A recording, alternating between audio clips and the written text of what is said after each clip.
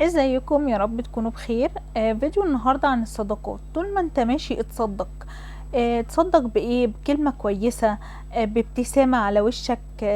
يعني ما تفضلش ماشي مكشر كده وعمال بقى تتخانق مع الناس وتضرب في الناس وتشتم في الناس ويجي حد فقير يكلمك تروح دابب فيه بقى وقرفان من حياتك بقى وتروح قايل له امشي من وشي، انا معيش فلوس، يلا غور في داهية يلا. بلاش الكلام ده، خليك كده، خلي قلبك حلو، عامل الناس كويس، عامل الناس بالراحة. آم، مثلا الفلوس، مثلا معاك فلوس تتصدق بيها طول ما انت ماشي يوميا، انت بتنزل شغلك، طول ما انت ماشي يوميا كده اتصدق اتصدق اتصدق.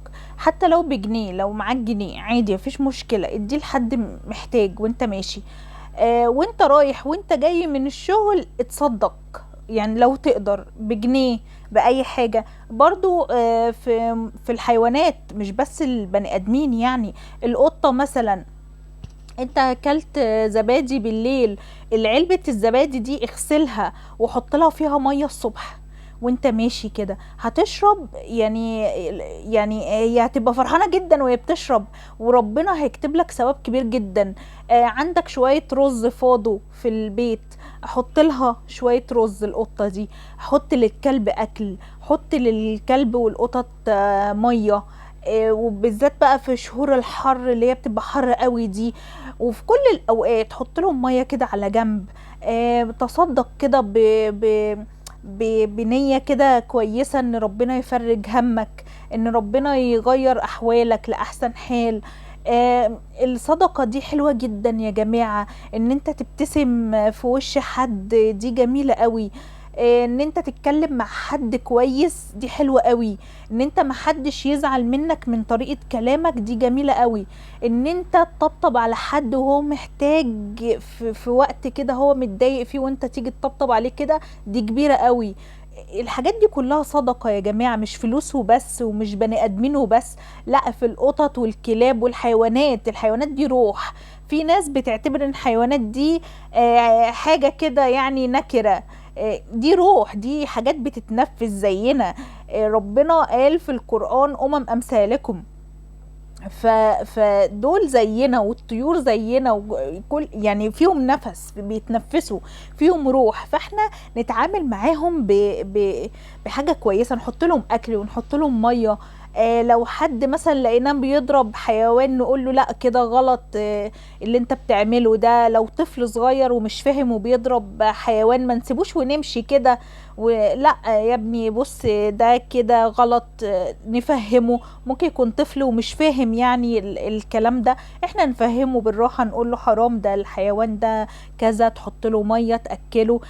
بيفهموا على فكرة، يعني انا جربتها. انا لقيت قطة صغيرة وانا جاية من الشغل، وبعدين لقيت الناس هي واقفة عند محل، والناس يعني مهملين فيها قوي ولا بيعبروها يا عيني ولا اي حاجة، هي بيبي صغيرة. فانا خدتها من عند المحل وحطيتها في مكان تاني، وحطيت لها اكل وحطيت لها مية، بس هي عشان بيبي انا اشتريت لها جبنة نستون. فقعدت اكلها من الجبنة، وحطيت لها، كان معايا طبعا علب الزبادي دي، بغسلها وبخليها معايا، وبخلي ازازة مية صغيرة، وكل ما بلاقي قطه بحط لها ميه في العلبه. فلقيتها وخدتها على جنب وحطيت لها الجبنه وحطيت لها الميه وكل حاجه. فجم اطفال صغيرين، ف يعني بقول لهم فجايين بقى بيعملوا لها كده. فبقول لهم لا بص ما تضربوهوش. قال لي لا انا مش بضربها، انا بخلي بالي منها، وكان عندي واحده صغيره عند البيت وعملت معاها وسويت ومش عارفه ايه. قلت له شاطر، برافو عليك، دي حط لها ميه وخلي بالك منها، وانا هسيبها دلوقتي معاك وخلي بالك منها واهتم بيها هم بيفهموا يا جماعه الكلام ده، انتوا فاكرين ان هم ما بيفهموش؟ لا بيفهموا جدا على فكره. وصوا الاطفال من دلوقتي من وهم صغيرين ان هم يهتموا بالحيوانات، وما يأذوش الحيوانات خالص، وما يضربوهمش وما يجروش وراهم بالعصاية، يعني وما يحدفهمش بالطوب والكلام ده. الحيوانات دي كائن حي زينا بيتنفس.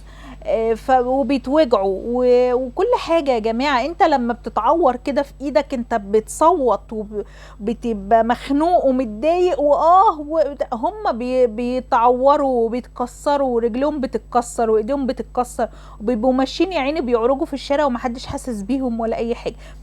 فاقل حاجة بس ان انت ما تأذيهمش وتحط لهم مثلا مية واكل، يعني دي صدقة برضو. يعني الكلمة الطيبة، الابتسامة زي ما قلنا، كل الحاجات دي احنا قلناها. الحاجات دي والله يا جماعة يعني بتزود رزقك. لو انت رزقك صغير والله العظيم بتكبر رزقك، بتديك فلوس من حيث لا تحتسب. يعني انت بتبقى قاعد كده مثلا مزنوق مثلا في فلوس او حاجة، انت قاعد كده قاعد تفكر وهعمل ايه بكرة وهعمل ايه وهسوي ايه وعليا ديون والراجل بتاع الايجار جاي لي اعمل ايه، يا رب افرجها من عندك يا رب. وانت بقى ايه بتتصدق، انت تلاقي فلوس كده جات لك من حيث لا تحتسب. تلاقي الراجل اتأخر مثلا وما جاش ياخد منك الايجار في ميعاده، تلاقي حاجات كده ابواب بتتفتح لك من الرزق ده، من الابتسامة في وش اي حد، من الكلام الكويس، من لسانك الحلو، ان انت تعطف على الحيوان، ان انت تاكله وتشربه. حاجات كتيره قوي كويسه. يعني مش لازم فلوس ومش لازم ده ومش لازم ده ومش لازم ده، الصدقات كتير قوي قوي قوي يا جماعه. الناس اللي هي مثلا بتبقى فاضيه ومثلا ما عندهاش شغل او حاجه، مش بتشتغل لسه ما لقيتش شغل، ربنا يرزق الجميع. ممكن تروح مثلا تتطوع في جمعيه خيريه.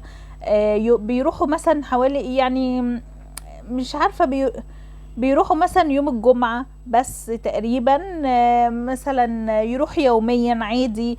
الجمعيات الخيرية دي بتدي ثواب كبير جدا. انت بتلاقي لما بتتطوع، انا كنت متطوعة في جمعية خيرية، انا كنت عندي رزق مش طبيعي بجد، بجد مش طبيعي خالص، يعني من حيث لا احتسب بجد والله. هو ربنا ما تقولش ازاي، ما تقولش ازاي ولا فين ولا امتى ولا اي حاجة، هو ربنا بينزل لك حاجات كده من عنده، رحمة وحاجات وفلوس ولبس وحاجات وكل حاجة. والله العظيم كل ما تتصدق بأي حاجة ربنا هيفرجها عليك وهتلاقي حياتك بقت في حتة تانية خالص. بس كده، ده كان فيديو النهاردة. لو شايفين ان هو ممكن يفيد حد اعملوا له شير وقولوا لي رأيكم في التعليقات، وبتتابعوني من فين، وما تنسوش الاشتراك في القناة عشان يوصلكم كل جديد. ولو انتوا بتتابعوني على الفيسبوك اعملوا لي متابعة على الصفحة، واشوفكم فيديو جديد ان شاء الله على خير. باي باي.